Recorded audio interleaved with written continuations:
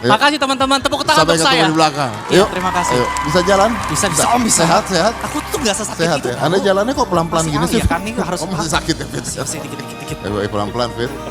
Pelan-pelan. Kepleset nggak syuting. Gak sulit.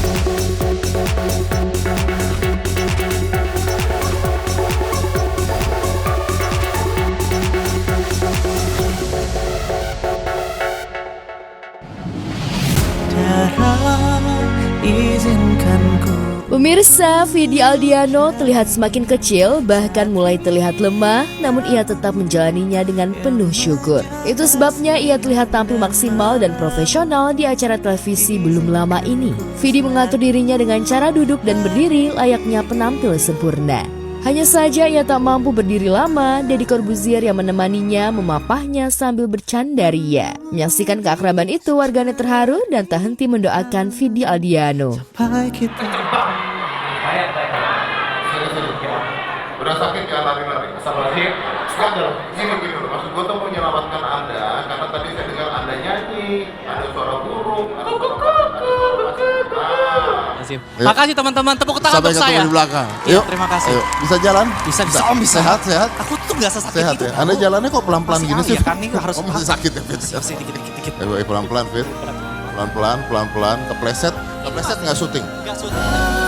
Aksi Vidi yang terlihat duduk kesakitan terekam kamera. Namun ketika ia berdiri tak terlihat Vidi terlihat sangat bugar. Bahkan ia mampu menyanyikan lagu-lagu untuk menghibur penggemarnya. Ya, pelantun nuansa bening itu memang sedang jatuh sakit. Vidi didiagnosa sakit kanker ginjal sejak 2019 dan menjalani perawatan intensif. Vidi Aldiano sempat merasakan kesembuhan, namun kanker akhirnya diketahui bermetastasis ke bagian tubuh lainnya, sehingga sejak 2023, suami Sheila Dara itu harus menjalani kemoterapi serta radiasi sebagai bagian dari pengobatan. Jadi ternyata kalau radiasi itu gue baru tahu ya. Radiasi itu adalah, ini untuk orang-orang yang cancer. Jadi radiasi itu jadi membuat badan lu tuh radang. Jadi radangnya itu nanti akan bisa menghancurkan si sel kankernya. Semoga ya, harapannya gitu. Nah, jadi kalau ada badan-badan radang itu, nah gue kan kayak awalnya tuh nggak ngerti-ngerti amat, dan kayak ya kalau misalnya gue ada radang tenggorokan kan gue bisa langsung suntik kan, atau minum obat anti radang. Nggak boleh ternyata. Jadi during radiasi itu, selama itu lu kalau ada radang ya yaudah, you have to bear with it, biarin aja. Makanya badan gue ngilu-ngilu segala macam tuh karena ada itunya. Karena antibodinya nggak boleh dinaikin. Iya. Karena kalau dinaikin jadi nggak nyerang kansernya juga. Iya gitu. Dan sebagai pejuang kanker, ia begitu bersemangat untuk jalani hidup dengan bahagia. Ia bahkan tak henti bersyukur karena selama perjuangannya, ia menemukan sekaligus didampingi dengan orang-orang yang begitu menyayanginya, termasuk akhirnya ia menemukan perempuan yang menikahinya dengan menerima segala kekurangannya. Gue ngerasa gue ngerasa Tuhan kasih gue ujian ini, gue dikasih banyak sekali variabel-variabel pendukung yang gila banget menurut gue sih. Ya dari keluarga gue, istri gue gila banget. Lo tau kan, gue tuh ngelamar istri gue dulu dengan semua probability ini gini, dan dia masih mau terima gue, Om Ded. Sampai sekarang loh. Sheila tuh, keberadaan dia di hidup gue tuh buat gue tuh miracle gitu. Ada orang yang waras yang mau sama orang kayak dengan gue, segala kemungkinan yang akan terjadi itu ya. dan mautnya kemungkinannya ya apalah, tapi kan mautnya struggle-nya itu loh. Mautnya menghadapi orang sakit kayak gue tuh sebenarnya ya on daily basis tuh ya di otak gue sih nggak gampang ya gitu. Maksudnya ada capeknya lah. Ada capeknya. Jarang gue yang kayak sehat bisa lebih dari 4 hari 5 hari itu. Jarang sebenarnya. Sampai hari ini. Terus sakit kan ya? Iya. Ya maksudnya gue ada penyakit tapi gue nggak kesakitan sekarang. Orang sakit itu dekat dengan Tuhan. Makanya ada satu hadis kursi itu bilang, aku sakit kata Tuhan, kenapa engkau tidak menjengukku? Lah emang Tuhan pernah sakit? Bukan, kata Nabi, maksudnya Tuhan itu bersama orang-orang yang sakit. Jadi Tuhan tuh kalau cinta orang, salah satu cara manggilnya itu dengan dibikin sakit agar orang itu mendekat. Gue mau nangis kalau kayak gitu. Serius. Berarti kalau lu nggak sakit kan nggak bakal sholat. Hidayah bisa datang kapan aja. Malah bersyukur banget gue sakit. Seneng banget tuh istilahnya Vidi. Jadi orang baik itu dia bersabar atas ujian, atas rasa sakit. Tapi orang luar biasa itu bersyukur atas ujian, atas rasa sakit. Dia bilang kan, gue bersyukur. Aksi Vidi benar-benar profesional. Namun kabar mengejutkan beredar di media sosial. Vidi merasa seolah sudah kelamaan melakukan kemoterapi sehingga tahun ini ia akan menghentikannya.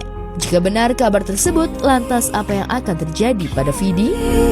Nah, ternyata perjalanan ini over the time belum menjadi makin mudah gitu. Tapi it's okay.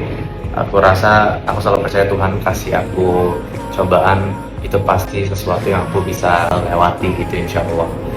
Saat aku melakukan scan badan Desember itu, aku sebenarnya posisinya masih oke, karena di situ aku kondisinya winsang lusang, means aku tuh ada yang membesar tapi ada yang kecil gitu, jadi very good gitu. Namun April kemarin setelah Lebaran kita melakukan another scan untuk ngecek apakah obatnya yang sudah aku pakai 5 tahun itu masih berfungsi atau enggak, dan hasil April itu lumayan bikin aku tidak bisa berfungsi beberapa waktu karena hasilnya tidak sesuai dengan harapan kali ya, tidak sesuai dengan ekspektasi aku gitu. Di kondisi aku itu kata dokter ya cancer aku grow rapidly gitu, jadi di situ kita memutuskan untuk harus sudah langsung ganti obat, dan akhirnya aku dikasih sebuah obat yang ternyata adalah obat yang pertama kali aku didiagnosa masuk ke tahun 2025. Berarti kan ini udah menandakan bahwa gue sudah 5 tahun lebih ya menjadi cancer fighter. At the same time, sebenarnya gue bersyukur sekali Tuhan masih memberikan waktu gitu untuk gue bisa terus berjuang. Tapi di satu sisi juga sudah 5 tahun juga ini perjuangan belum berakhir gitu. Jadi kadang-kadang mental juga kena, terutama awal tahun ini sampai hari ini pun pikiran gue banyak sekali mengalami kekalahan gitu.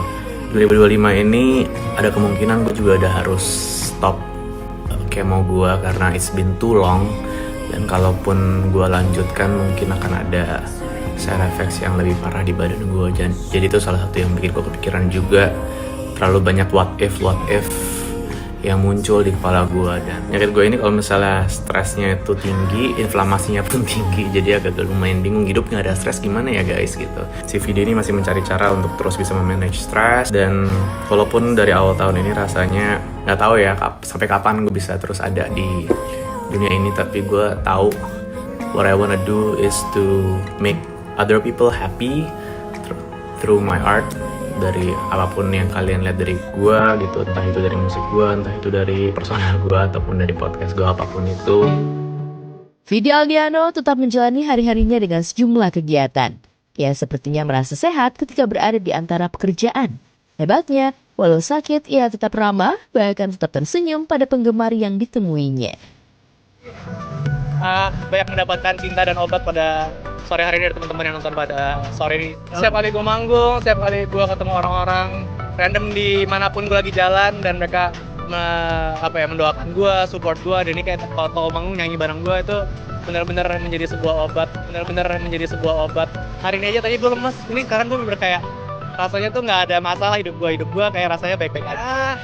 Doain aja dulu, pokoknya doain terus, pokoknya masih terus berjuang. Belum patah semangat, pokoknya masih hopeful.